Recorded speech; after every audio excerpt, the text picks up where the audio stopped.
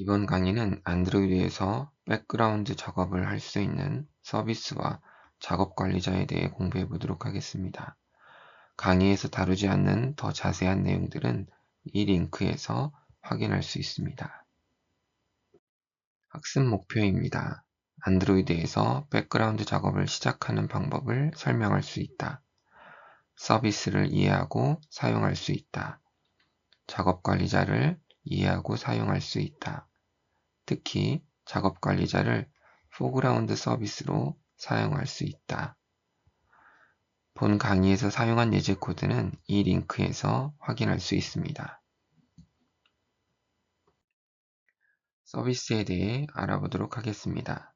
서비스는 액티비티와 함께 앱을 구성하는 컴포넌트로 백그라운드 처리를 위한 앱 컴포넌트입니다. 서비스도 액티비티와 마찬가지로 메인 UI에서 동작을 하기 때문에 메인 UI를 방해하지 않기 위해서는 실제 백그라운드 작업은 코루틴이나 스레드를 사용해서 해야 합니다. 원칙적으로 사용자 인터페이스는 제공하지 않습니다. 서비스는 크게 스타티드 서비스와 바운드 서비스로 나눌 수 있고, 스타티드 서비스는 포그라운드 서비스와 백그라운드 서비스로 나눌 수 있습니다. 스타티드 서비스는 시작 명령에 의해 시작하는 서비스이고, 바운드 서비스는 서비스와 바인딩하고 서비스가 제공하는 함수를 호출하는 형태로 사용이 됩니다. 그래서 클라이언트 서버 형태로 제공하는 서비스라고도 합니다. 스타티드 서비스의 포그라운드 서비스는 알림을 띄우고 사용자에게 현재 서비스의 상태를 보여줄 수 있는 방법입니다. 백그라운드 서비스는 알림과 같은 UI를 전혀 제공하지 않는 서비스입니다. 따라서 사용자는 서비스가 동작하는지를 확인을 할 수가 없게 됩니다. 그래서 안드로이드에서는 백그라운드 서비스보다는 포그라운드 서비스를 사용하길 권장을 합니다. 서비스를 만들기 위해서는 서비스 클래스 정의와 매니페스트에 정의한 클래스를 등록을 하는 두 가지로 이루어집니다.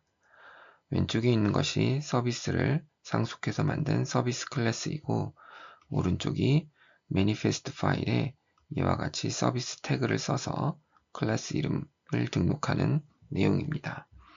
참고로 안드로이드 스튜디오의 파일, 뉴, 서비스의 서비스 메뉴를 이용해서 간편하게 이 두 가지를 자동으로 할 수도 있습니다. 매니페스트 파일의 포그라운드 서비스 타입의 경우에는 이 서비스가 포그라운드 서비스로 사용될 때 어떤 종류의 서비스인지를 지정하는 것입니다. 이렇게 short 서비스라고 지정을 할 수도 있고, 사전에 이와 같이 정의되어 있는 여러 종류 중에 하나를 고를 수도 있습니다. 그리고 이 외에도 exported, permission과 같은 속성을 추가할 수도 있는데요. exported는 true로 할 경우 이 패키지의 외부에서도 이 서비스를 사용할 수가 있게 됩니다. false로 하게 되면은 외부에서는 이 서비스를 사용할 수 없게 됩니다. true로 했을 때는 아무나 이 서비스를 사용하지 못하도록 퍼미션을 지정을 하고, 이 퍼미션을 가지고 있는 앱에서만 이 서비스를 사용할 수 있게 됩니다. 스타티드 서비스 구현을 살펴보겠습니다. 포그라운드나 백그라운드 서비스로 사용할 수가 있는 스타티드 서비스는 서비스 클래스의 onStart 커맨드를 오버라이드 해야 합니다. 그리고 이 onStart 커맨드 내에서 포그라운드 서비스의 경우에는 start foreground를 반드시 호출을 해야 합니다. 이 start foreground 서비스는 알림을 표시해주고 이것이 포그라운드 서비스라는 것을 알려주게 됩니다. 그리고 액티비티 등에서 인텐트를 이용해서 서비스를 시작을 합니다. 스타트 액티비티처럼 스타트 서비스에 인텐트 인자를 주어서 서비스를 시작을 할 수가 있습니다. 그런데 안드로이드 8.0부터는 포그라운드 서비스의 경우에는 스타트 포그라운드 서비스를 호출하도록 되어 있습니다. 그래서 foreground 서비스를 사용할 때는 반드시 start foreground 서비스를 호출을 하고 그 다음에 onStart 커맨드 내에서 start foreground를 반드시 호출해야 합니다. 그리고 안드로이드 9.0부터는 이런 foreground 서비스를 사용하기 위해서는 필수적으로 foreground 서비스 권한이 필요합니다. 따라서 manifest 파일에 이와 같은 foreground 서비스 권한을 명시해줘야 합니다. 그리고 foreground 서비스는 얘기했듯이 알림과 같이 동작을 해야 되는데 안드로이드 13 API 33부터는 알림을 사용하기 위해서도 권한이 필요합니다. 특히 동적 권한이 필요한데 따라서 manifest 파일에 이와 같이 post notification 권한을 명시하고 동적 권한을 요청하는 코드도 작성을 해야 됩니다. 이에 대해서는 뒤에서 설명하도록 하겠습니다. started 서비스를 위해서 서비스를 상속해서 만든 my service에 이와 같이 onStart 커맨드를 오버라이드 합니다. 그리고 foreground 서비스로 사용을 하기 위해서는 반드시 이와 같이 start foreground를 호출해 줘야 되고 그 다음에 노티피케이션을 만들어서 넣어줘야 됩니다. 여기에서 노티피케이션은 create notification이라는 메소드에서 만들어서 리턴하여 바로 사용하도록 되어 있습니다. 이 코드에 대해서는 뒤에서 설명하도록 하겠습니다. 자, 그리고 onStart 커맨드는 이 메인 UI 스레드에서 동작을 하는 거기 때문에 이 안에서 여러 가지 일들을 하게 되면 메인 UI를 방해하게 됩니다. 따라서 별도의 스레드나 이와 같이 코루틴을 사용을 하는 것이 권장이 됩니다. 이 코루틴 스코프에서는 디스패처 IO라고 해서 메인 스레드가 아닌 다른 스레드를 사용을 합니다. 그리고 이렇게 코루틴을 생성을 하고 이 코루틴에서는 5초 지연 후에 루프를 돌면서 스타트 포그라운드를 계속해서 또 호출을 해줍니다. 즉 처음에 부른 스타트 포그라운드에서 알림을 표시해주고 그 다음에 이어지는 스타트 포그라운드를 계속 호출하여 알림의 내용을 업데이트하도록 되어 있는 것입니다. 뒤에서 이 create notification에서 어떤 알림을 만드는지 더 자세히 살펴보겠는데 간단히 얘기하면 프로그레스 바로 이렇게 0부터 100까지 증가하는 그런 표시를 해주는 알림입니다. 그리고 이렇게 모든 이 작업이 끝난 후에는 stop self의 서비스 아이디를 인자로 주어 이 서비스를 종료시켜 줍니다. 만약 이 서비스를 사용하는 컴포넌트가 전혀 없다면은 onDestroy가 호출이 되어 완전히 이 서비스 클래스, 서비스 객체가 사라지게 됩니다. 그리고 이 서비스가 처음 만들어질 때는 onCreate가 호출이 되는데요. 여기에서는 우리가 알림을 위해서 필요한 알림 채널을 생성하고 있습니다. 이 알림 채널은 안드로이드 8.0부터 생긴 것으로 안드로이드 8.0 이상일 경우에는 반드시 알림 채널을 만들어 주도록 되어 있습니다. 이 알림 채널 생성 코드도 뒤에서 같이 살펴보도록 하겠습니다. 앞에서 만든 started 서비스를 실제로 시작하는 코드입니다. 보통 액티비티에서 시작을 시키게 되는데요. 이와 같이 인텐트를 만들어 줍니다. 이렇게 인텐트를 만들 때 컨텍스트와 서비스의 클래스 이름을 지정해서 만들고 스타트 서비스를 이용해서 시작을 합니다. 만약 foreground 서비스라고 하면 그리고 안드로이드 8.0 이상이라면 start foreground 서비스를 호출을 해주고 그 다음에 onStart 커맨드에서 바로 start foreground를 반드시 호출해줘야 합니다. 그리고 스타트 서비스와 반대되는 것으로 서비스를 종료하는 스탑 서비스가 있습니다. 이거는 서비스의 밖에서 서비스를 종료하는 방법이고 스탑 셀프는 앞에서 봤듯이 서비스의 내부에서 서비스를 스스로 종료시킬 때 사용하는 메소드입니다.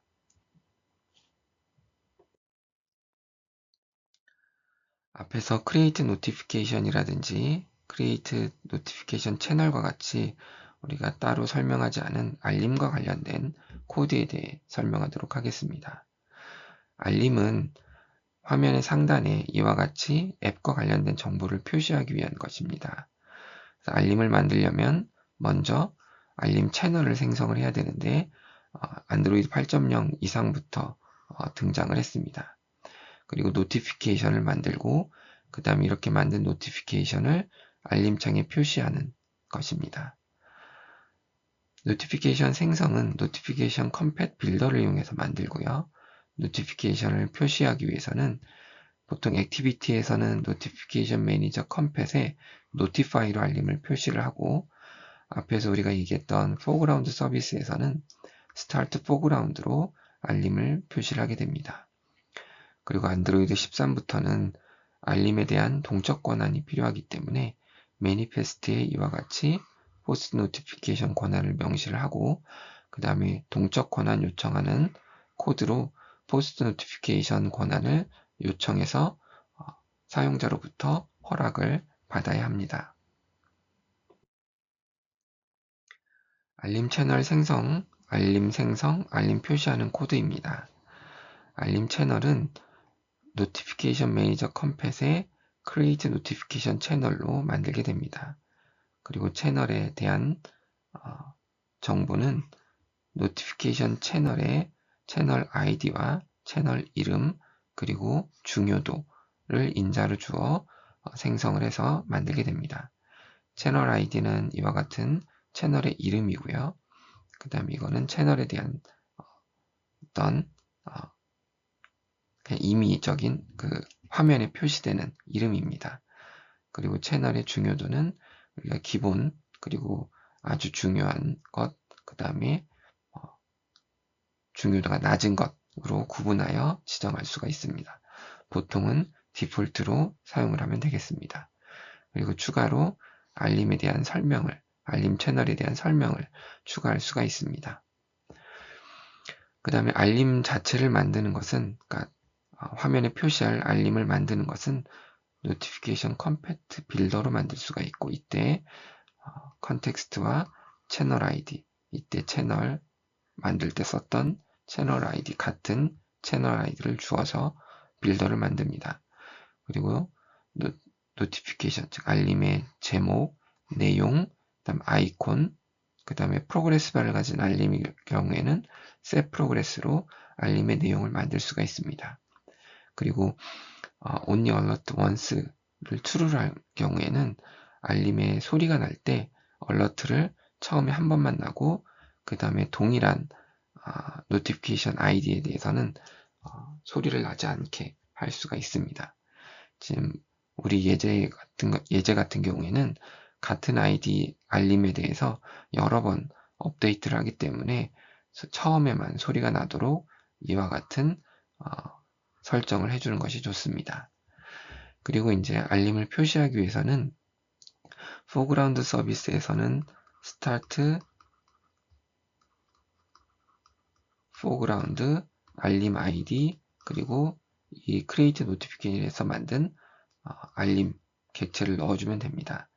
그런데 이거는 포그라운드 서비스에서 사용하는 것이고 액티비티 같은 데서 알림을 표시하려면 노티피케이션 컴팻의 노티파이로 알림을 표시해주게 됩니다. 이때 알림 아이디와 여기서 만든 노티피케이션 객체를 인자로 주게 됩니다.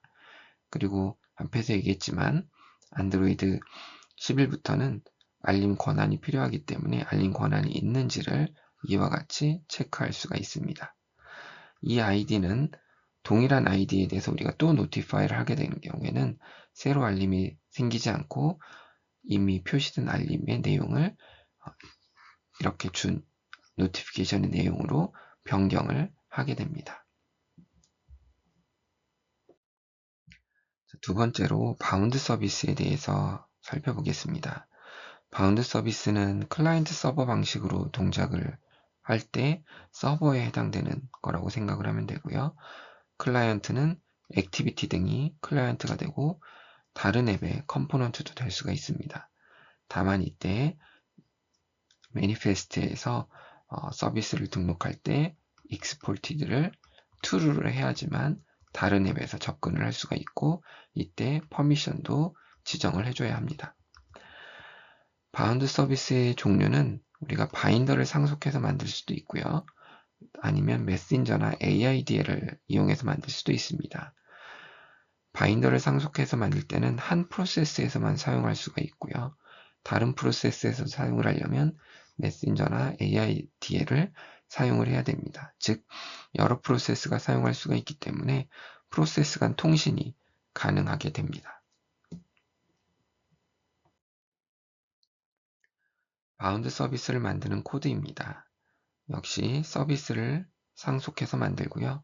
여기에 로컬 바인더 클래스를 만들어줘야 됩니다. 로컬 바인더는 바인더를 상속해서 만들고 이때 get 서비스라고 하는 메소드를 만들어서 이 서비스 클래스, 즉 이 아우터 클래스를 리턴해 주도록 하면 됩니다. 그리고 이 서비스의 on 바인드를 반드시 오버라이드 해줘야 되고요. 이때 바인더를 리턴 해주면 됩니다. 바인더는 바로 요거고 로컬 바인더, 즉 요거를 리턴 해주는 겁니다.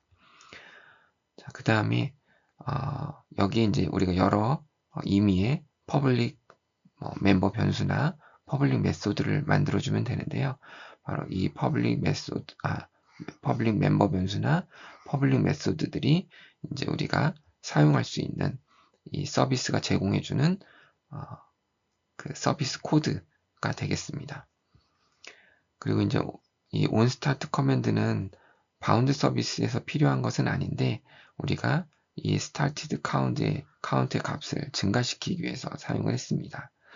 그래서 우리가 이 바운드 서비스를 바인딩한 후에 started 서비스로 스타트 서비스를 하게 되면은 스타트 카운트가 증가돼서 몇 번 started 서비스가 시작됐는지를 우리가 이 변수를 통해서 알 수가 있게 됩니다.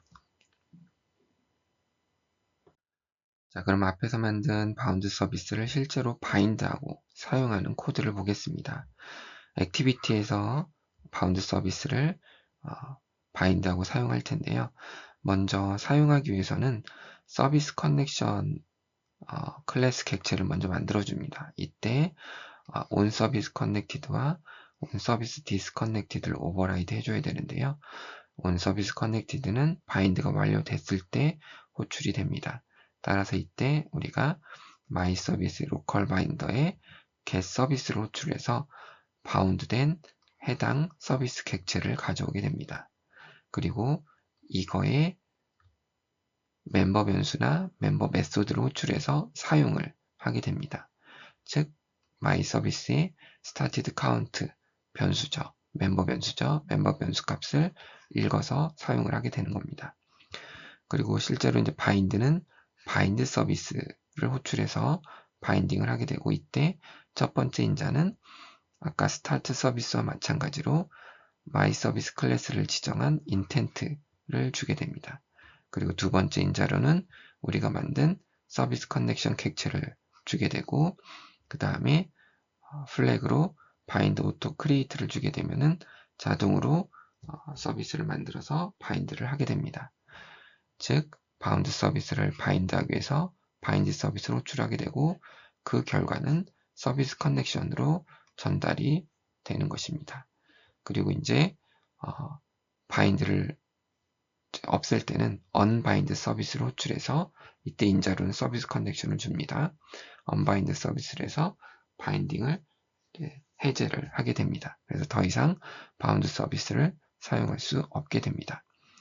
그래서 이런 바인드 서비스와 언바인드 서비스는 우리가 사용자가 명시적으로 버튼 같은 걸 눌러서 하게 할 수도 있지만 이와 같이 액티비티가 화면에 나타나고 사라질 때 바인드, 언바인드를 해서 자동으로 바운드 서비스를 연결하거나 해제하게 할 수도 있습니다. 예제 코드를 컴파일해서 실행을 시켜보면 스타트 서비스를 누르면 이와 같이 포그라운드 서비스로 이렇게 화면에 알림창에 다운로드 프로그레스가 계속 업데이트 되는 걸 확인할 수가 있습니다. 그리고 started count를 눌러보면 스타트 서비스를 몇 번을 했는지를 그 횟수가 여기서 확인을 할 수가 있게 됩니다. 그래서 이 값은 바운드 서비스의 started count를 읽어서 출력을 하는 것입니다. 자, 앞에서 우리가 노티피케이션을 사용하기 위해서는 권한이 필요하다고 얘기를 했었는데요. 이 권한이라는 것은 제한된 정보나 행위를 접근 또는 수행하기 위해서 필요한 것입니다. 즉, 권한이 없는 앱이 특정 정보에 접근하려고 하려면 예외를 발생시켜서 접근을 차단을 시키고요. 그래서 해당 정보 접근에 필요한 권한을 반드시 앱에다 부여를 해야 됩니다. 근데 이 권한에는 크게 설치할 때 자동으로 부여할 수 있는 권한이 있고, 실행할 때 사용자에게 반드시 명시적으로 권한을 부여받아야 되는 동적 권한이 있습니다. 그래서 설치 시 권한이 자동으로 부여되는 것은 매니페스트 파일에 해당 권한을 표시만 하면 설치할 때 자동으로 부여가 됩니다. 반면에 민감한 정보들과 관련된 권한은 실행할 때 사용자에게 요청해서 반드시 사용자가 명시적으로 권한을 부여해 줘야 합니다. 안드로이드 6.0부터 추가된 것이고, 이런 권한들은 API 문서를 보면 dangerous라고 표시가 되어 있습니다. 예를 들어 이제 우리가 포그라운드 서비스 같은 이런 거는 이제 설치 시 권한이 부여되는 권한이고, 노티피케이션 같은 경우에는 우리가 동적으로 권한을 부여해야 되는 그런 권한입니다. 그래서 동적으로 권한을 부여하는 방법은 먼저 매니페스트에 해당 권한을 표시를 합니다. 그리고 사용자에게 실행할 때 확인을 받아야 합니다. 앱이 실행 중에 그 권한이 딱 필요한 시점에 사용자에게 권한을 허락받는 그런 다이얼로그를 띄우게 됩니다. 그래서 이거는 설치할 때가 아니라 사용할 때 권한을 요청을 하게 됩니다. 그래서 이런 권한을 일시적으로 권한을 부여하게 하거나 아니면 앱이 사용 중일 때만 권한을 부여할 수도 있게, 이런 권한을 제한할 수도 있습니다. 보통 위치 정보가 같이 민감한 정보를 정보에 대한 권한 요청일 경우에 이렇게 좀 더 권한 부여의 시간을 짧게 하게 됩니다. 그리고 동적 권한을 요청할 때는 일반적으로 그냥 사용자에게 바로 권한을 요청하기보다는 이 권한이 왜 필요한지를 설명하기를 권장을 합니다. 그래서 보통 앱을 설치한 다음에 실행할 때 권한 요청을 하기 전에 이런 권한이 어떤 데 필요하다라는 걸 보여주는 그런 다이얼로그를 보여주는 것이 일반적입니다. 예를 들자면 이와 같이 권한에 대한 설명을 해주고 실제로 동적 권한을 요청을 하면 이런 다이얼로그가 뜨게 됩니다. 그럼 사용자는 allow 하거나 allow 하지 않거나 또는 버전에 따라서는 deni로 표시되기도 합니다. 또는 이와 같이 한번 이번에만 또는 앱을 사용하는 중에만 요청을 할 수 있도록 합니다. 이와 같이 이제 로케이션과 관련된 정보들은 이렇게 권한을 요청할 수가 있습니다.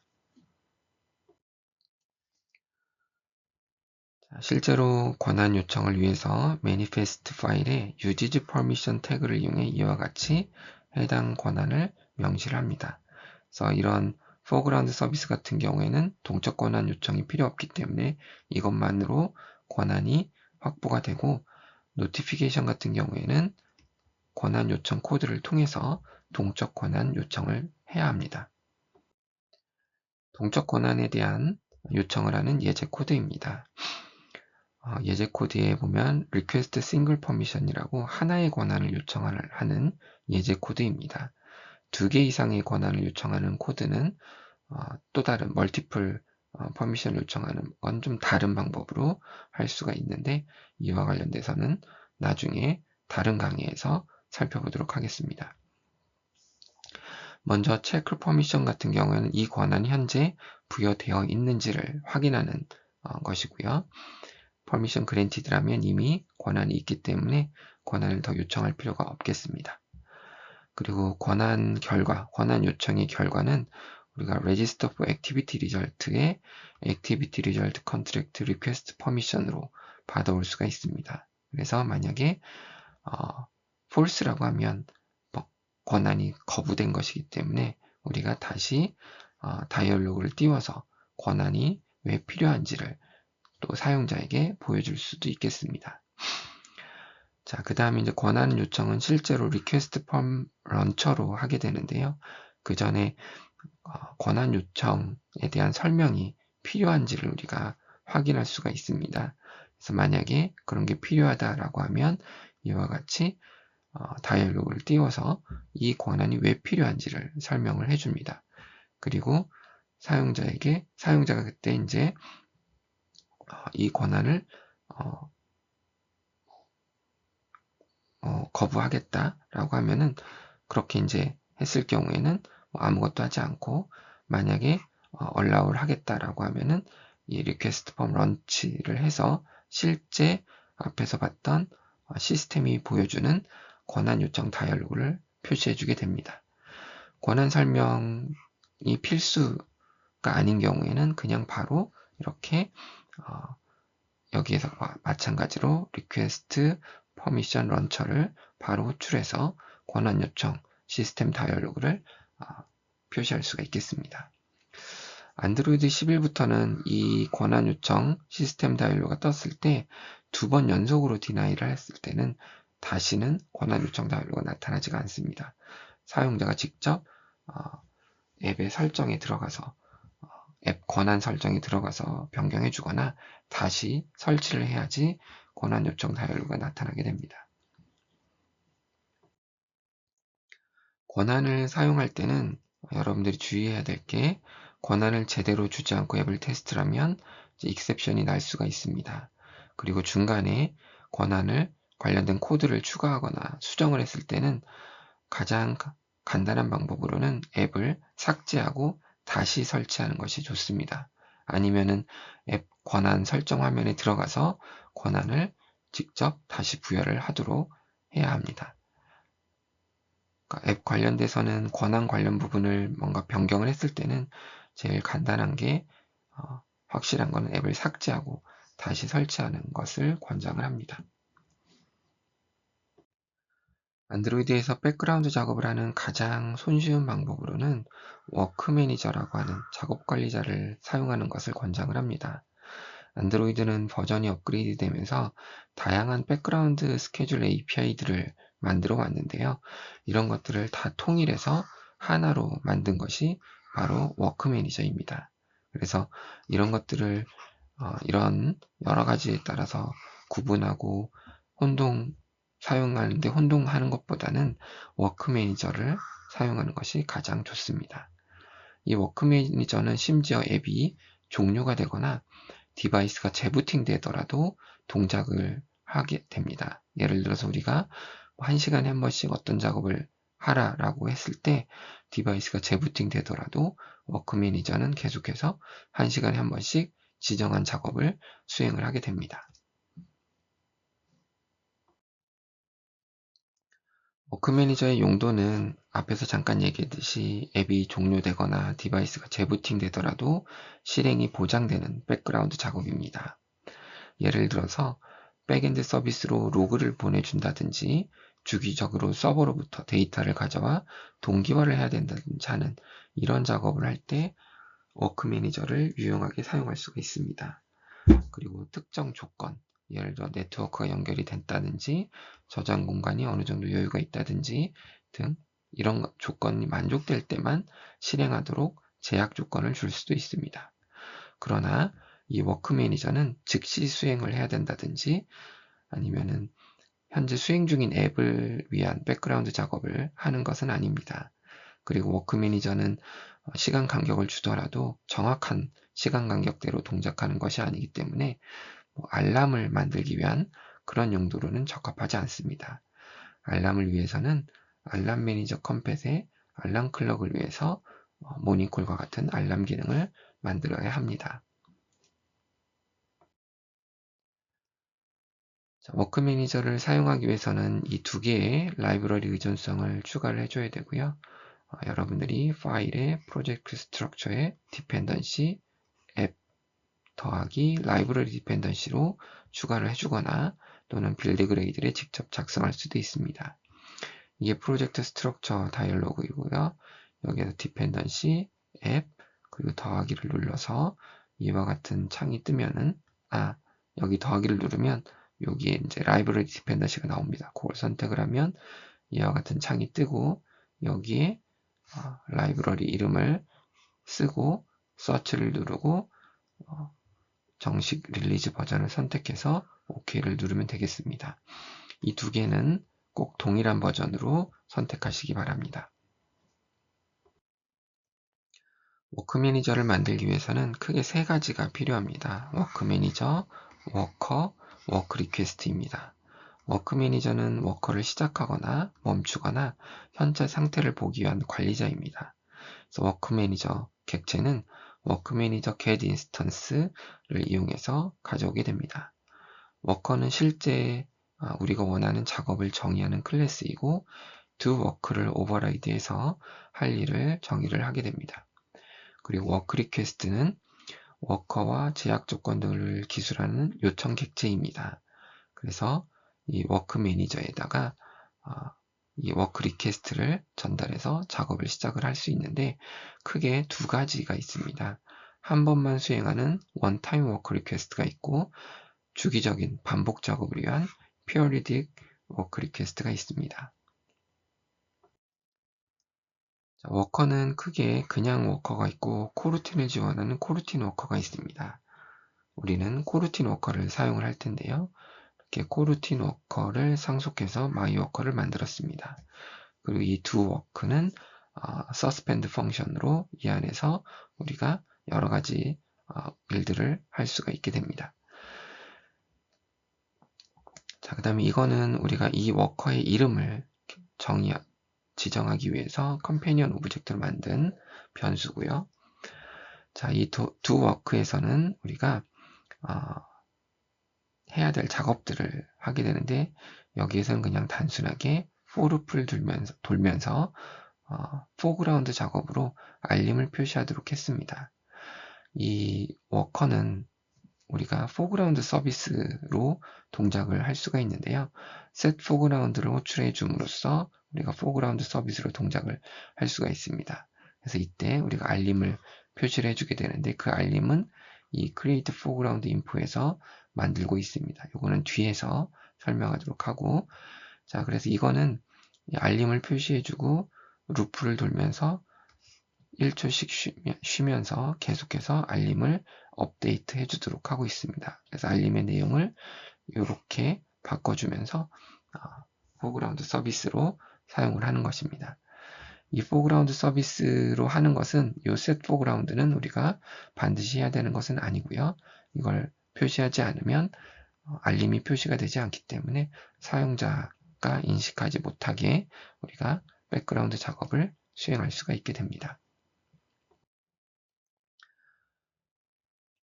자, 그런데 우리가 워커를 포그라운드 서비스로 수행하기 위해서는 앞에 그 set foreground만 해야 되는 것이 아니라 우리가 매니페스트에 이와 같은 서비스 태그를 추가해 줘야 됩니다. 이 시스템 포그라운드 서비스를 추가하고 포그라운드 서비스 타입도 이렇게 지정을 해줘야 합니다. 그리고 포그라운드 인포, 요 set foreground 때 지정하는 이 포그라운드 인포는 우리가 이와 같이 만들 수가 있습니다. 그래서 알림을 만드는 것과 거의 같은데요. 일단은 노티피케이션 채널을 만들고요. 이 코드는 우리가 여러분들이 예제 코드에서 확인할 수가 있습니다. 그리고 노티피케이션 컴패트 빌더를 이용해서 노티피케이션을 만듭니다.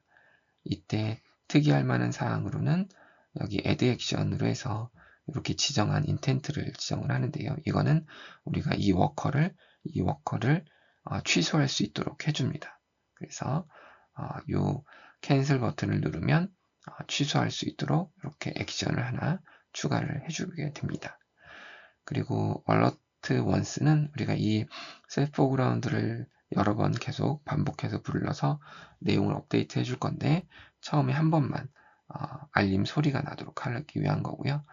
여기 set ongoing을 true로 해서 사용자가 이 알림을 그냥 밀어서 없애지 못하도록 할 수가 있습니다.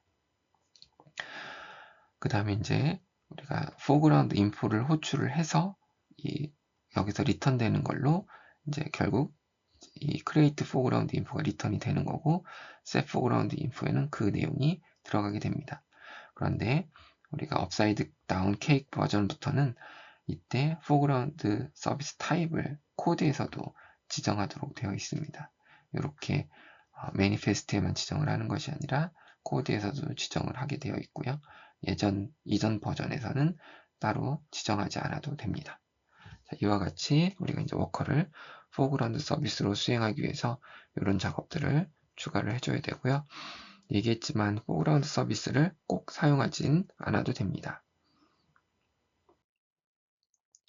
자, 그럼 워커를 시작하고 종료하는 거는 일단 일회성 작업으로 시작할 때는 원타임 워크 리퀘스트 빌더로 마이워커 클래스를 지정해서 만들게 됩니다. 이때 우리가 제약 조건을 지정할 수가 있게 되고요. 그 다음에 이렇게 만든 원타임 리퀘스트를 이렇게 이 워크 매니저의 인큐 유니크 워크에 인자로 주어서 시작을 할 수가 있게 됩니다.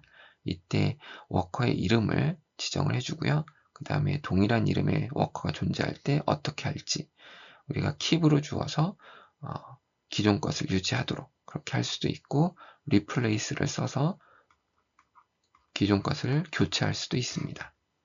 반복 작업의 경우에는 periodic work request builder 클래스를 이용을 하고요. 이때 우리가 주기를 줄 수가 있습니다. 이렇게 15분을 줄 수도 있고요. 여기 minute 대신 hour를 줘서 시간 단위로 줄 수도 있습니다. 그리고 마찬가지로 constraint 지정해 줄 수가 있고요. 그 다음에 이렇게 만든 리퀘스트를 inq unique periodic work 아까는 그냥 unique work였고요. periodic work의 인자로 주어서 작업을 시작할 수가 있게 됩니다. 그리고 이때 마찬가지로 이름을 주고 그 다음에 같은 이름의 작업이 존재할 때 어떻게 할지를 지정해 줄 수가 있습니다. 일회성 작업은 이렇게 인큐를 하게 되면 그렇게 오래지 않고 바로 작업이 시작이 되고요. 주기 작업인 경우에도 바로 작업이 시작이 되고 그 다음에 그 작업이 끝나면 그 다음 주기에 또 작업이 계속 반복해서 시작이 됩니다. 앞에서 워크 리퀘스트 예약 조건의 경우에는 네트워크 종류라든지 예를 들어 비과금, 돈을 안 내는 네트워크에서만 시작을 할 수 있게 한다든지 아니면 배터리 상태를 보고 배터리가 충분할 때만 할 수 있게 한다든지 아니면 충전 중에만 할 수 있게 한다든지 아니면 디바이스가 유유 상태일 때 디바이스가 특별히 작업을 하지 않을 때만 한다든지 이런 제약 조건을 할 수가 있습니다. 그래서 예를 들어서 언미터드는 이제 종량제가 아닌, 그러니까 돈을 내지 않는 와이파이 같은 네트워크에서 하도록 할 때, 또는 배터리가 낮지 않을 경우에만 하게 한다든지, 아니면 충전 중에만 하게 한다든지, 아니면 디바이스가 유유 상태일 때만 하게 한다든지 이런 제약 조건을 지정을 할 수가 있게 됩니다. 워커를 취소하는 것은 우리가 cancel unique work의 워커 이름을 지정해서 취소를 할 수가 있게 됩니다. 우리가 시작한 워커의 현재 상태를 get work info for unique work live data로 확인을 할 수가 있게 되는데요. 이건 라이브 데이터로 받아오기 때문에 상태가 바뀔 때마다 우리가 옵저버를 통해서 이렇게 워크 인포를 확인할 수가 있습니다. 그래서 인큐드는 이제 큐에 들어가 있는 상태, 그러니까 현재 수행 중이진 않지만 대기인 상태이고요. 러닝은 현재 이 워크가 수행하고 있다라는 거고요. succeeded는 워크가 정상적으로 수행을 해서 완료가 됐다라는 건데 반복 작업에서는 이게 표시되지 않고 성공했을 때 다시 Q로 들어가게 됩니다. 그래서 원타임 워커인 경우에만 succeeded 상태가 있고요. 그 다음에 cancelled는 우리가 취소했을 경우에 cancelled 상태가 됩니다. 우리가 앱 인스펙션에 보면은 백그라운드 태스크 인스펙터라고 하는 게 있습니다. 여기에서 현재 등록되어 있는 워커와 워커의 상태들을 또 확인을 할 수가 있습니다. 자, 그럼 워커를 어디서 시작하는 게 좋을까요? 자, 예제 코드는 액티비티에서 버튼을 누를 때 시작하도록 되어 있습니다. 그런데 워커는 얘기했지만 프로그램이 종료돼도 계속 주기적으로 실행을 할 수가 있습니다. 그래서 너무 자주 실행하게 하면 안 되고 최소 간격이 15분이지만 필요에 따라서 하루에 한 번이든 1시간에 한 번이든 이렇게 용도에 따라서 결정을 하면 되겠습니다. 그래서 액티비티보다는 애플리케이션 시작에서 워커를 시작해도 좋습니다. 그래서 여러분들이 my application 클래스를 새로 만든 다음에 onCreate를 재정의를 해서 이 onCreate에서 워커를 시작하도록 할 수가 있습니다. 다만 my application을 만들 때는 애플리케이션 클래스를 만들 때는 안드로이드 매니페스트에 꼭 등록을 해야 되고 워커는 기본적으로 백그라운드로 시행을 하기 때문에 당연히 UI 관련된 코드는 없어야 합니다. 단 set foreground를 할 때는 이제 그 알림을 사용을 할 수는 있죠. 그래서 애플리케이션 클래스는 우리가 이렇게 애플리케이션을 상속해서 onCreate를 오버라이드해서 우리가 만들 수가 있겠고요. 그리고 애플리케이션 안에 애플리케이션 네임으로 해서 애플리케이션 클래스를 매니페스트에 등록해줘야 합니다. 자, 이상으로 우리가 안드로이드에서 백그라운드 작업을 할 수 있는 서비스와 작업 관리자, 워크 매니저에 대해서 알아봤습니다.